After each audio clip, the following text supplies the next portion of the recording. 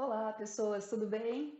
Gente, então vamos lá, dando continuidade ao tema que a gente começou na semana passada. Semana passada a gente começou a falar sobre o processo de urbanização e lembre-se que eu deixei bem claro para vocês que urbanização e industrialização são coisas que estão conectadas, tá? Não tem como a gente ter um processo de urbanização sem ter um processo de industrialização, raríssimas exceções. Até porque processo de urbanização ou sócio-urbanização, gente, significa que a cidade não é simplesmente que ela tem um crescimento das suas ruas, né, das suas avenidas, não é só um crescimento físico, é também um crescimento das atividades, né, da complexidade, da rede de informações, fluxo de capitais, fluxo de informações, enfim, digamos que a cidade ela fica muito mais complexa quando a gente está nesse processo de urbanização que vem junto com a industrialização, tá?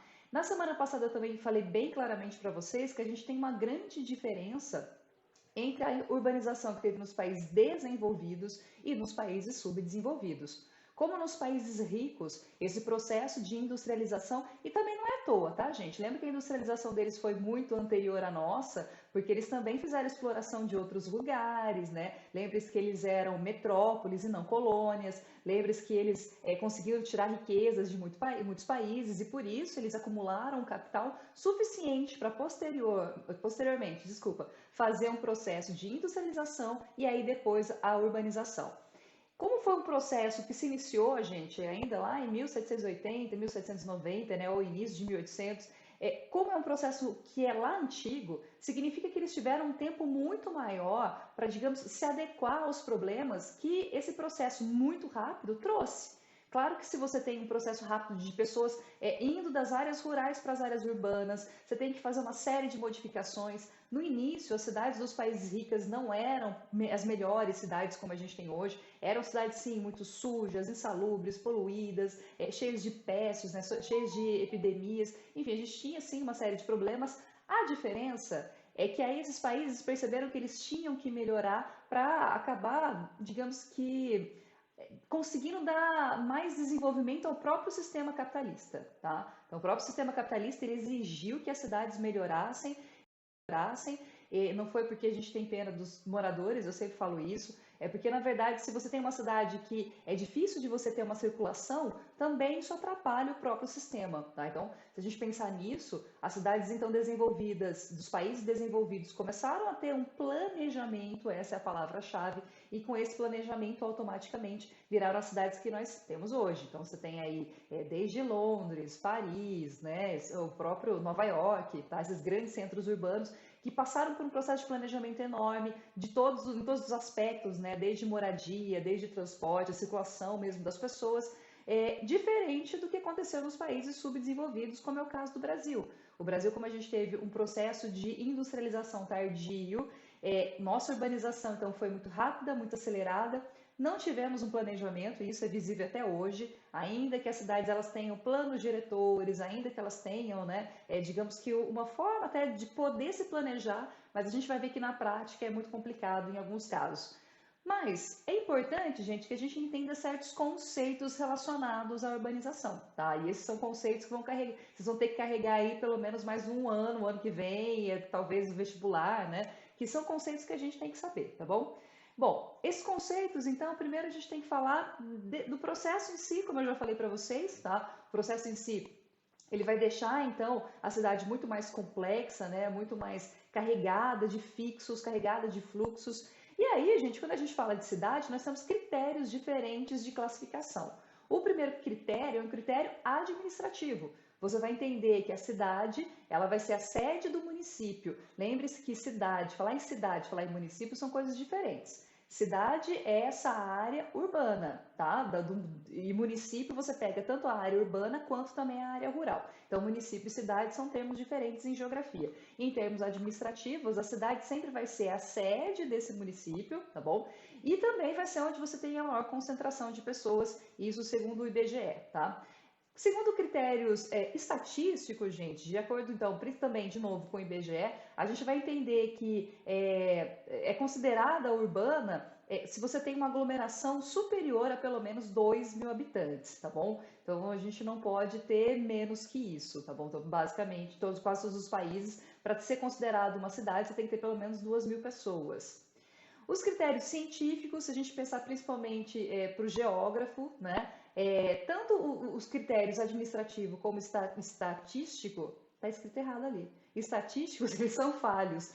Por quê? Porque a gente vai considerar que urbano é quando você tem uma população que habita aglomerações em que a área da população ativa, radicada nela, exerce atividades econômicas secundárias e terciárias, sendo considerada rural aquela que a maioria da população ativa exerce atividades primárias. Ou seja, para você considerar que aquela área ela é urbana ou se ela é mais rural, é se você tem as pessoas dessa região trabalhando mais em que setor? Se eles são mais no setor primário, o que é o setor primário? O setor primário vai ser setor relacionado ao extrativismo, agricultura e pecuária. Então, se a maior parte dessas pessoas que moram ali naquele núcleo estão nessa área que a gente considera, então você não tem uma região que é urbana, você não tem um núcleo urbano.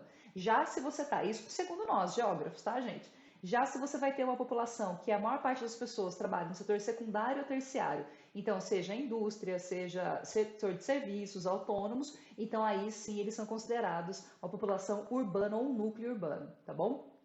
Gente, se não ficou claro alguma coisa, lembre-se, deixa lá nos comentários, Camila, esse vídeo aqui não ficou legal não, tá bom? A gente precisa de mais umas explicações aí. Estou sempre à disposição de vocês sabem disso, né? Aliás, eu esqueci de falar, gente, importante para vocês, eu tô com saudade. Eu não tô brincando. Eu tava olhando no meu celular e eu vi umas fotos de vocês. Gente, quebrou meu coração. Aliás, acho que na próxima aula eu vou colocar umas fotos de vocês aqui. O que vocês acham? Só pra gente ficar chorando depois e vir aquele gatilho, sabe? Pra gente ficar triste. Não, não quero ficar triste, não. Gente, as transformações do processo de urbanização faz com que você tenha, então, de repente, o núcleo urbano, que é ali muito simplificado, algumas poucas pessoas morando, né? De repente, até a questão política ela é muito simples, a economia é muito simples, e aí, de repente, você começa a ter uma concentração de absolutamente tudo, né? Concentração de serviços, de mercadorias. Quando eu falo fixos, gente, esse termo fixos em geografia são os aspectos físicos da cidade, tá bom? Então, de repente, você tem um shopping, estradas, escolas, tá bom? Que entra também como serviço, mas você tem também ter os fixos. E fluxos são as várias circulações que nós temos. Se eu pensar, por exemplo, numa cidade que tem muitos bancos, então é uma circulação de capitais. Se eu pensar numa circulação de pessoas, então, né, nesse sentido, esses fluxos. A gente tem vários fluxos diferentes quando a gente fala sobre urbano, tá bom? Essa imagem, gente, é de São Paulo, só para vocês terem a cidade de São Paulo, só para vocês terem um pouquinho de noção de como ela vai crescendo, tá? Então você vai ter primeiro aí um núcleo. Desculpa, acho que isso aqui não é São Paulo, não. Eu acho que a professora está falando errado. Agora já foi, não sei onde que é isso aí, depois eu descubro. Ou pode ser Campinas também, que eu lembro que eu peguei uma imagem dali. Professora de vocês está, ó, de parabéns, hein, gente? Coloca mapa aí, não sabe nem de onde que é, hein? Coisa feia. Que horror, professora, credo.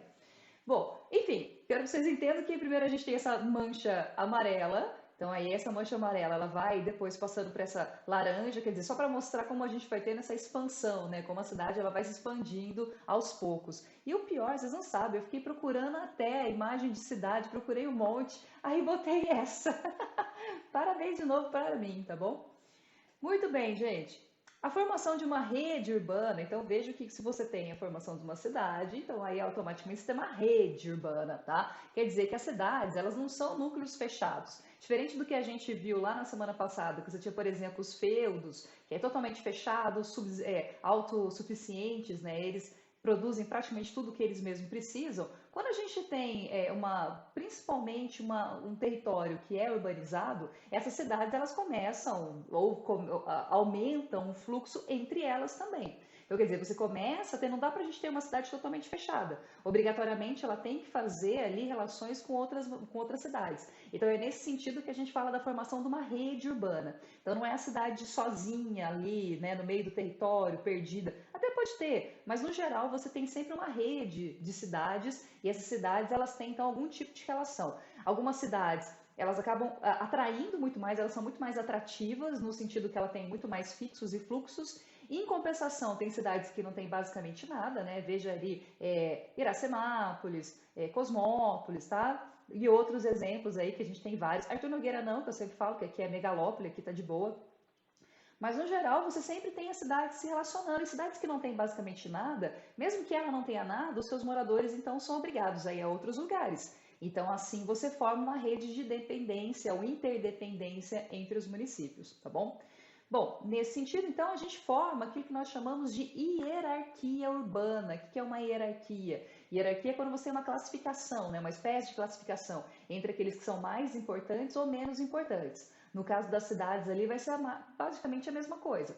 Tem cidades que vão ser mais importantes no sentido político, econômico e às vezes até cultural. Por exemplo, se a gente quiser assistir às vezes um teatro ou uma ópera, né? Quem que assiste ópera ainda hoje? Mas se a gente quiser fazer isso, não dá para a gente assistir em Limeira. A gente vai ter que ir provavelmente para São Paulo. Tá? Às vezes nem Campinas tem. Você vai ter que ir para uma cidade maior. Então isso faz com que algumas cidades tenham uma concentração enorme de coisas. E aí isso gera essa rede, então isso, ou também essa hierarquia, né? Cidades mais importantes para menos importantes.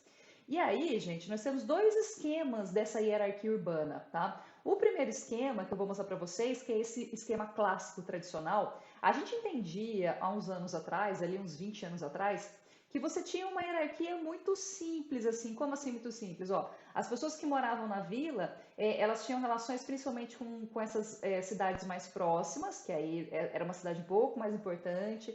Essa cidade local, as pessoas iam depois para os centros regionais, dos centros regionais para as metrópoles regionais e das metrópoles regionais para as metrópoles nacionais, tá? Então você tinha essa hierarquia que era muito básica, né? Só tem uma para outra ali, como se fosse uma escadinha.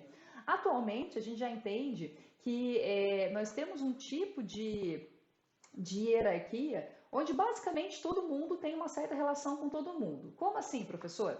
Vamos pensar o seguinte, olha, alguém lá em Iracemápolis consegue fazer uma produção muito grande de produtos orgânicos. E aí esses produtos orgânicos, ele consegue vender para São Paulo. Então veja que mesmo uma cidade às vezes pequena, ela consegue de alguma forma ter algum tipo de relação, nesse caso econômico, com a metrópole. Então a metrópole ela acaba sendo uma espécie de polarizadora, todo mundo tem algum tipo de relação comercial, política, social, cultural com essa região, tá bom? Com essa cidade, desculpa. Então a gente entende atualmente que a relação entre as cidades, ela é muito mais complexa num certo sentido, mas um pouco mais completa também, tá? E que a metrópole nacional acaba englobando todas as outras cidades, né? Ela, de alguma forma ela tem relações ali com todas as outras cidades, tá bom? Então veja aí, ó, todo mundo se relaciona com todo mundo. Claro que a metrópole nacional continua sendo mais importante, né? Ela acaba sendo ainda hoje a que mais concentra fluxos e fixos, mas ainda assim você tem uma relação basicamente entre todas as cidades ali, tá bom? Então se eu perguntasse, professora, eu tenho o costume de perguntar isso mesmo, tá? Diferencie a hierarquia clássica e a hierarquia urbana atual. Vocês vão falar que antigamente você tinha um sistema ou uma hierarquia em que era muito simples, né? A vila com a cidade local, com a metrópole regional e assim por diante, até chegar na metrópole nacional. E atualmente você tem uma relação muito mais intrincada, uma rede muito maior entre as cidades. Bom, e daí, turma, nós passamos então a ter que entender essa hierarquia de uma forma um pouco mais detalhada, tá certo? Se eu estou falando que tem algumas cidades que são mais importantes, então eu tenho que mostrar para vocês quais cidades que nós temos que são mais importantes. E nisso eu tenho essa classificação que vocês vão ver aí, tá? Eu tenho a classificação que a gente chama de metrópole global, a metrópole nacional, regional, as capitais regionais, né? Que aí eu tenho uma classificação de A, B e C, e os subcentros regionais. Eu vou tentar, gente, não ficar falando tanto das capitais regionais, porque são diferenças muito pequenas, assim. O que é mais importante para a gente é essa diferença entre as metrópoles, tá bom?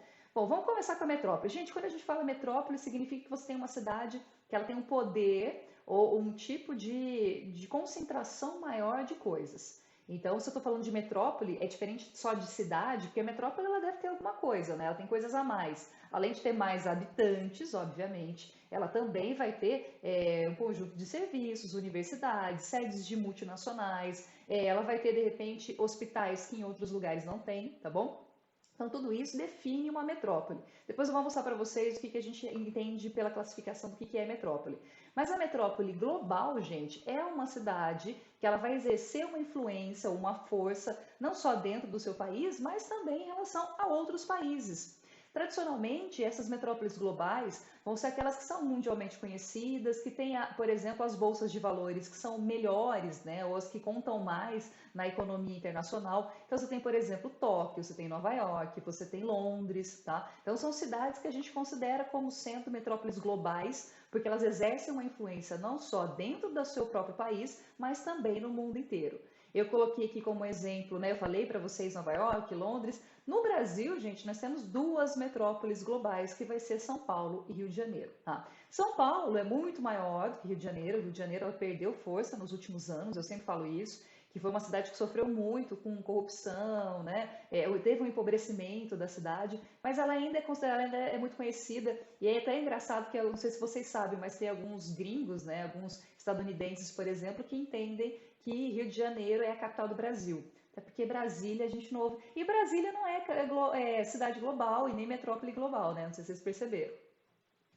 Bom, a metrópole que a gente tem de como sendo nacional, é claro que é aquela que exerce influência no país, tá? Todas as metrópoles nacionais que nós temos são capitais dos estados. Então, você tem Porto Alegre, Curitiba, Belo Horizonte, Salvador. Não quer dizer que toda capital do estado é necessariamente uma metrópole nacional, porque para isso ela tem que exercer influência dentro do território brasileiro. E aí a gente sabe que tem algumas capitais que elas não são tão fortes. Você pega, por exemplo, a capital do Acre, de Tocantins, né, Palmas, elas não têm a mesma força se eu comparar com Fortaleza, se eu comparar com o próprio Rio de Janeiro, tá bom? Então, são cidades com menos poder comparado ali. Brasília, se a gente não entende como metrópole global, mas a gente tem como metrópole nacional.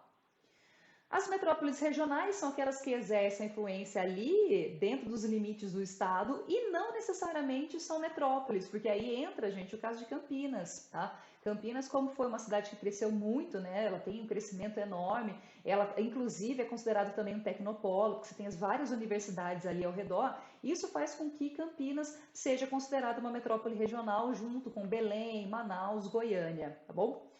Bom, e aí a gente entra nessas capitais regionais que vocês vão ver que o que diferencia um de outro, gente, vai ser principalmente o número de habitantes, tá bom? Então, por exemplo, a capital regional ela também exerce influência ali sobre as cidades da região. Eu coloquei aqui Campinas de novo, mas a Campinas está mais lá na metrópole regional, tá? Então, aqui são cidades que você tem cerca, né, ali aproximadamente 955 mil habitantes, tá bom? Então são regiões, são cidades muito menores e não necessariamente são capitais, tá?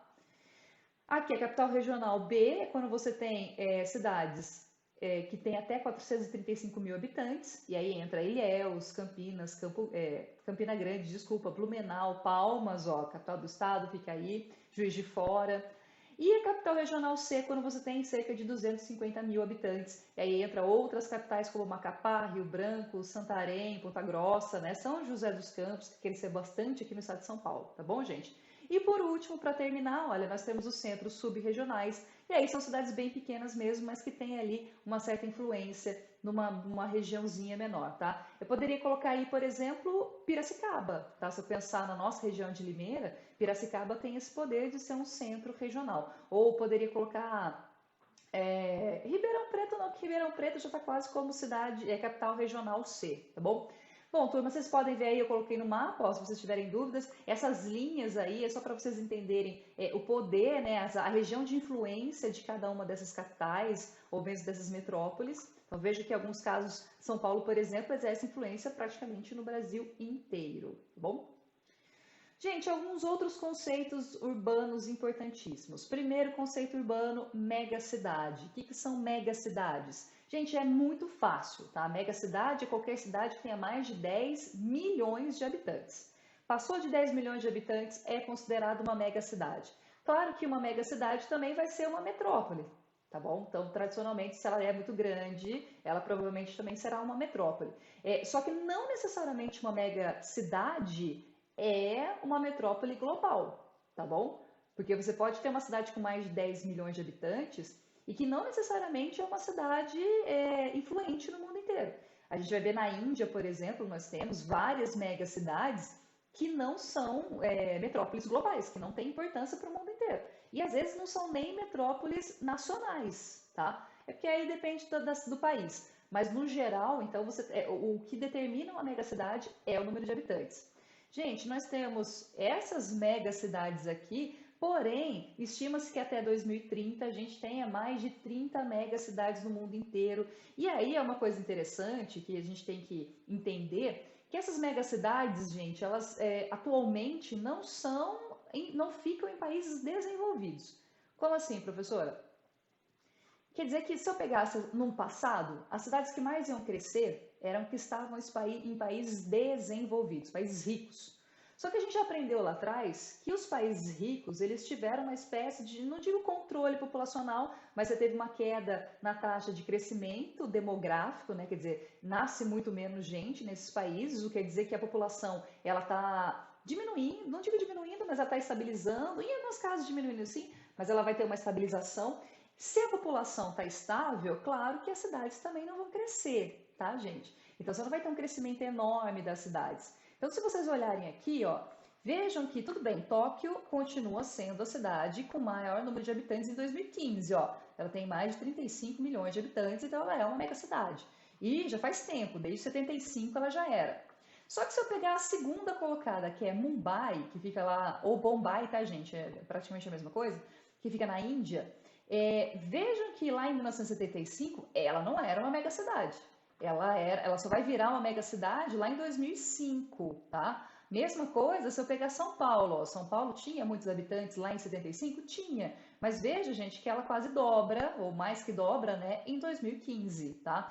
E se a gente pegar, ó, passando um pouquinho aqui depois de Nova York, a gente vai ter muitos países, muitas cidades de países subdesenvolvidos. Então, ó, eu tenho Delhi na Índia, eu tenho Xangai na China, eu tenho Calcutá, que fica na Índia também, Dhaka, que fica em Bangladesh, enfim, podem perceber, ó, que atualmente os lugares que mais apresentam as megacidades são países subdesenvolvidos, tá bom? Então, isso é uma tendência, é importante a gente ver isso, tá?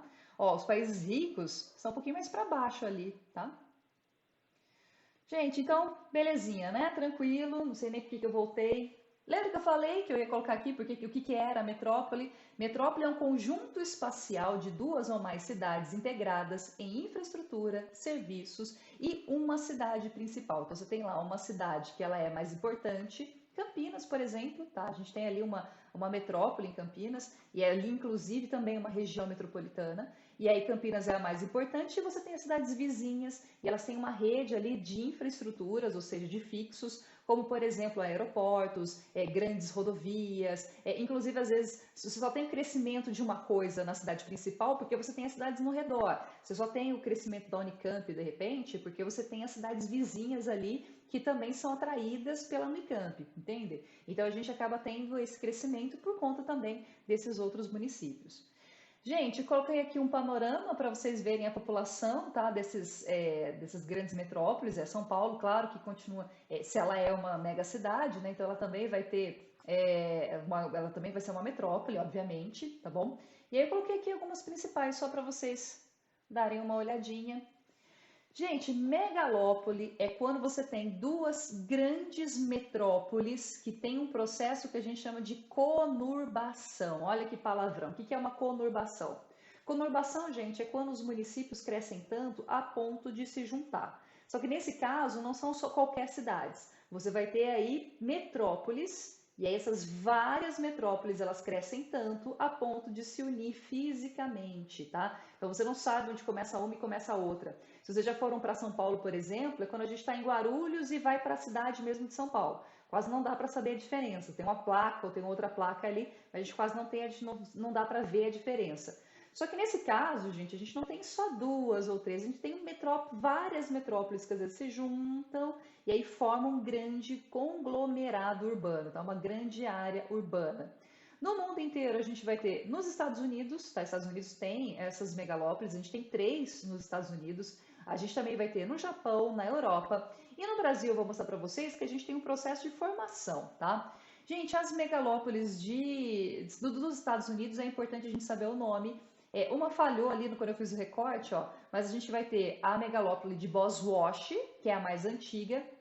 Você vai ter a união física de 3 cidades, que aí nesse caso vai ser Boston, Nova York, Nova Jersey, Filadélfia, Baltimore e Washington, claro, né? Se é Boswash, né? Então a gente tem a formação desse grande núcleo. O outro núcleo fica ali perto dos grandes lagos americanos, que aí você vai pegar desde Chicago a Pittsburgh, e aí você tem, olha, eu acho até simpático, eu gosto dessa megalópole, porque eu acho que ela tem nome, assim, simpático. Ela vai ser chamada de Chippewa. Não é simpático? Não é bonitinho? Chippewa, gente, vai ser então a união de Chicago e Pittsburgh, como o nome mesmo está dizendo, tá? Faltou eu falar aqui de Sansan, gente. Sansan é esse que fica nesse pedacinho aqui, mais no oeste americano, tá bom? Então aqui a gente vai ter Sansan. Sansan vai ser ali desde San Diego até Los Angeles, tá bom? São Francisco, desculpa. Bom, nós vamos ter outras no mundo inteiro, tá? Se eu pegar ali na Europa, a gente também tem uma enorme, que a gente chama de megalópole de Renana, que vai pegar Amsterdã, Düsseldorf, Colônia, eu não vou saber falar todas as palavras, gente, mas aí pega essa área enorme que vocês estão vendo. E a gente tem a megalópole lá na Ásia, de Tokaido, né, no Japão, que aí vai pegar desde Tóquio até Kyoto, tá? Não vou falar todas as palavras não, que eu tô com preguiça. Gente, no Brasil, a gente tem uma megalópole que a gente vai chamar de megalópole em formação, tá bom? Então, aqui no Brasil, a gente ainda não tem mesmo uma megalópole. A gente diz que a nossa megalópole ainda está num processo de formação, então ainda está se formando, tá? Mas tudo indica que sim, a gente muito provavelmente vai ter essa megalópole. Essa megalópole, ela pegaria desde São Paulo até Rio de Janeiro e abrangeria também desde Campinas até Santos. Então, veja que nós temos uma mancha enorme. Tem alguns geógrafos, gente, que vão apontar que se a gente continuar tendo um crescimento das cidades médias do interior paulista, como por exemplo Ribeirão Preto, São José do Rio Preto, São Carlos, tá? Se vocês já foram para essa área aí, vocês já viram como essas cidades cresceram bastante. Então a gente poderia ter uma megalópole ainda muito maior, mas o que eles estão apontando é que a gente tem ali desde Campinas, ó, aí você passa Campinas, Jundiaí, eu não coloquei, mas a gente tem Jundiaí também, a Grande São Paulo, a região metropolitana de Santos, a gente sobe ali para o Vale do Paraíba e aí chega lá no Rio de Janeiro e aí você tem a metrópole do Rio de Janeiro, tá? Então, se nós tivéssemos uma megalópole, essa megalópole estaria formando nessa grande área. Tem alguns que vão apontar, alguns geógrafos que apontam, inclusive, que a gente teria até alguns municípios de Minas também poderiam se juntar e formar essa megalópole, tá? Se isso acontece, gente, se a gente tiver o crescimento dessas áreas, tá bom? Porque lembra que a megalópole, ela tem que ter um crescimento físico, então você tem que ter ali avenidas, né? Você tem que ter alguma coisa que realmente ligue essas cidades. Por enquanto, ainda não, nós não temos, é um fio muito, é uma estrada ainda, né? Você tem a Via Dutra que praticamente faz essa ligação. Então, como ainda é muito pouco, por isso que a gente ainda não tem a nossa megalópole, tá? Talvez, se continuar tendo um crescimento, talvez se forme, mas enfim, veremos. No Brasil nunca a gente sabe nada, né? Só para a gente ressaltar o que é conurbação, eu já falei de conurbação lá na megalópole, mas a conurbação é quando você tem a junção espacial de duas cidades, tá? Então vejam aí, ó, eu tenho uma área urbana A e uma área urbana B, elas vão crescendo tanto até que a gente vai ter uma área que fica ali praticamente entre as duas cidades, tá? Quem mora ali em Santa Bárbara e em Americana sabe, tá? A gente está praticamente colado, e aí você não sabe quando é um, quando é outro. Vai falar isso para eles que eles ficam putos da vida. Eu coloquei como exemplo essa imagem, olha, que a gente tem ali em Curitiba, que aí você tem também os municípios de Pinhais e Colombo, que não tem uma área rural, por exemplo, tá, gente? Você não tem uma zona rural que separa os municípios. Só tem área urbana e a área urbana cresceu tanto a ponto dos municípios se ligarem. Então você tem só cidade, tá? Você não tem a área urbana que poderia separar esses municípios. Para terminar, gente, cidades globais. Gente, cidade global, ela não necessariamente precisa ser uma mega cidade, de novo, tá? Porque a mega cidade ela tem que ter mais de 10 milhões de habitantes. Aqui não, a gente não precisa ter obrigatoriamente um número X de habitantes. E a cidade global, o importante dela, quer dizer, o que caracteriza ela é essa importância para a economia global. Então, ela tem características como, por exemplo, sede de multinacionais, as bolsas de valores, ela tem uma economia financeira, né? De repente, ela tem bancos ali que são importantíssimos, e isso faz com que ela tenha, então, uma importância para o mundo inteiro e não só para o seu país. Vejam que o número de cidades globais é menor do que o de megacidades, tá? Olha ali, ó, em verdinho estão as megacidades e em vermelhinho estão as cidades globais. Rio de Janeiro, gente, nem é considerado uma cidade global, porque na verdade ela não tem essa influência que São Paulo tem, tá? São Paulo é muito mais importante, mesmo que o Rio seja mais conhecido. Percebam também que você não tem cidades globais em países pobres, tá? O Brasil ali vai ser uma das poucas exceções. A gente vai ter principalmente as cidades globais no Japão, nos países europeus, Estados Unidos, tá? É interessante que no México também tem, né? A cidade do México é considerada uma cidade global, ali Sydney, tá bom? Então, só para vocês entenderem que as cidades globais, elas têm essa importância para o mundo inteiro, para essa economia global de alguma forma. É isso, meus amores. Espero que vocês tenham entendido, tá? Espero que tenha ficado claro, que eu não tenha sido confusa em nenhuma das explicações aí. Se eu tiver sido confusa, por favor, me avisem, tá? Deixa um recadinho lá no canal para mim, só para eu ter uma noção que pelo menos vocês estão assistindo, tá bom?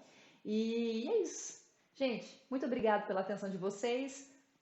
Beijo enorme. Até semana que vem. Ah, aliás, semana que vem a gente vai se encontrar pessoalmente, tá bom? Eu vou fazer um meet pra gente se ver, porque, como eu falei, tô com saudade de vocês, preciso vê-los, tá certo? Tchau, gente. Até mais.